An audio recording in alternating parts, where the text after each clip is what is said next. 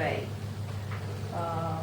Am simțit o bulgără de foc în tot corpul, însoțit de anumite vibrații și culmea este că în locurile dureroase simțeam că vrea să iasă după ce se instalase. După care a început să se diminueze senzația de căldură, să apară relaxarea.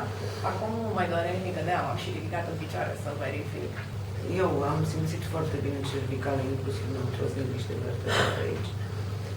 Și da, în zona asta de respirație, eu am vizat bronchii plămâni, dar de fapt a venit și pe sinusul și am simțit o parte și chiar respect mult mai bine. Durerile de la genunchi au diminuat diferențiat stângul față de dreptul, sub jumate, lombar de la 5 la 3, cervical de la 7 la 3 și tâmplele de la 5 la 2. Am simțit și pe căldură și ca un efect unei întinderi. Dar și când cineva lucra invizibil acolo.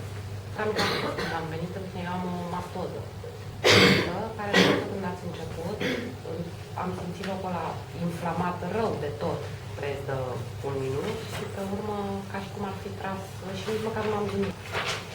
Genunchii nu mai de rău de la 4 sau dus la 0. Spatele cât dureau. Da, că eu am probleme mari cu genunchii, trebuia să reduc la lucrători. Mă rog, și nu mai am.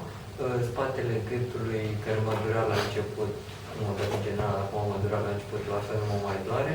Și de câteva ori mi-e tot ridica umărul drept care e și mai lăsat în jos.